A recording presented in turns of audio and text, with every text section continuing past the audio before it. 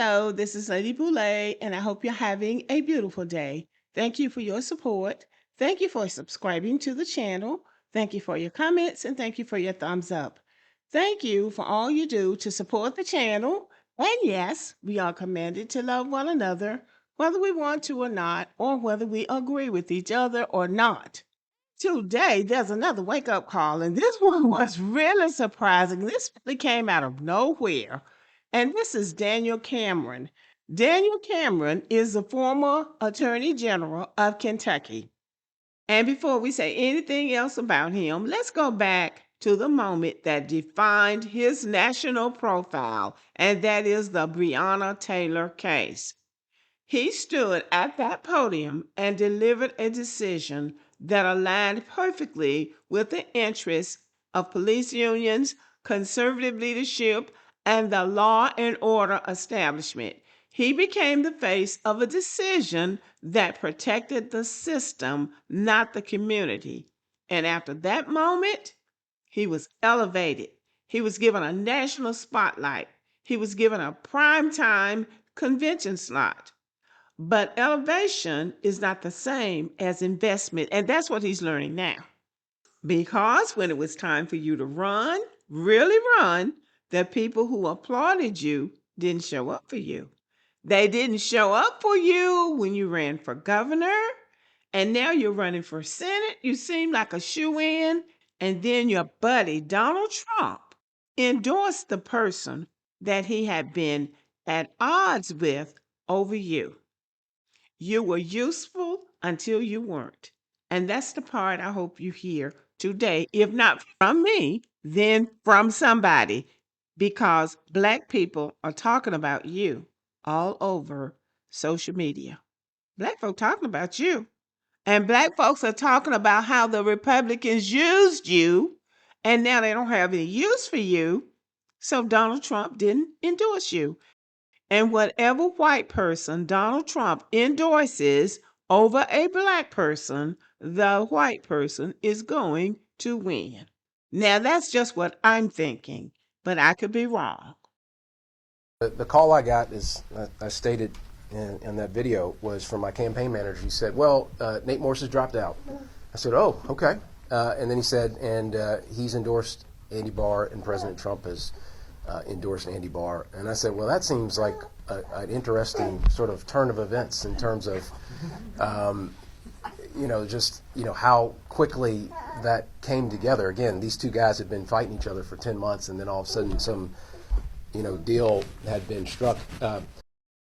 He went on to tell some nanny goat wrestling story that he had remembered, and they told him not to tell it because it's boring.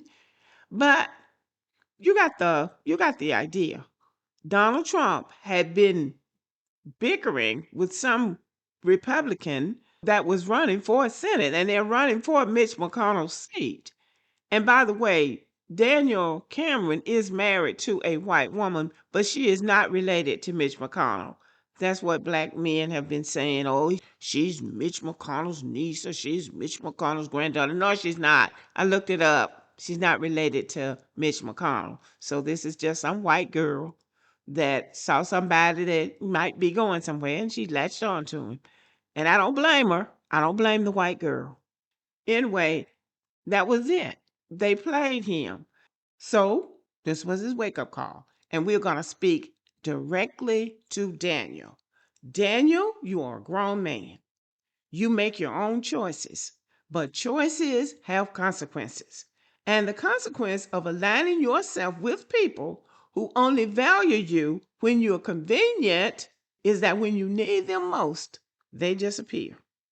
This isn't about party, and this isn't about ideology. This is about self-respect. You can't build a political future on borrowed approval.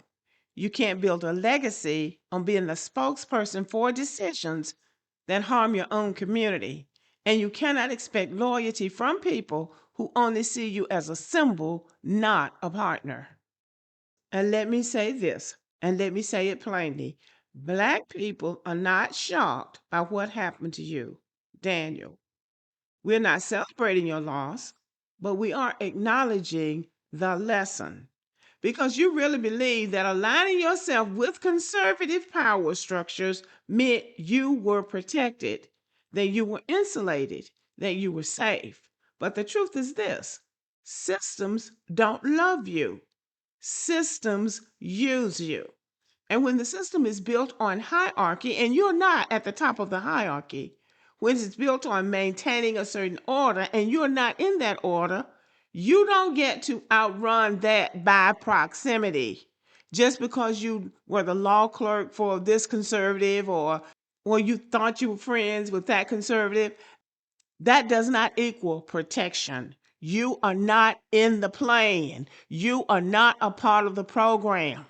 And the fact that you are a Black man will keep you out of the plan and the program all the time. You don't get immunity because you were useful once. You don't get protection because you delivered a message they wanted to hear, and that was that those police officers were not charged or breaking into Brianna's apartment without a legal search warrant and killing her. They should have been charged for that by you. You were elected the Attorney General of Kentucky. You were the chief legal officer and top law enforcement official of that state. You represented the public's interest and you were the advisor of the state government. Your role as the state attorney general is to serve as the primary legal advisor to the state government, its agencies, and officials.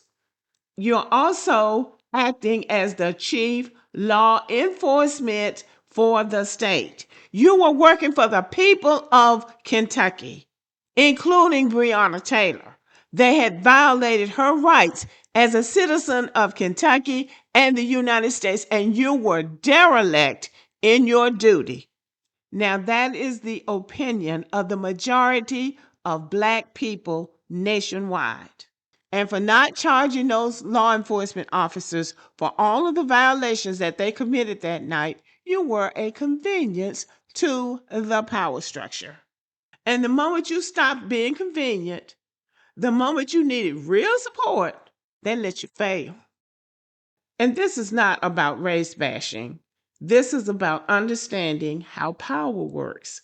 And the community, your community, has been trying to tell you this for years, not because we hate you, but because we've lived this. We've watched this. We've survived this. You thought you were the exception, but you were the example. And to be honest, Daniel, the Black community needs you more than the white community does. Marrying a white woman does not protect you. And y'all have to learn that over and over and over again. Trying to align yourself with white people, marrying a white woman, moving to a white community, having a white best friend, none of that is protection for you. If you were an illegal immigrant, ICE would be on your back. But you are a Black man in America. Now, you should have learned this lesson, but y'all have to learn this lesson over and over again. But I'm still going to end with this. The Black community needs well trained young men like Daniel, like you, Daniel, who understand the law, who knows how to work the system, but who understands his history. You are not the exception. You were the example. You were an example. You are an example of what not to do with people in power because you are never going to be a part of the program. Okay, y'all, let me know what you think about the video and have a good day.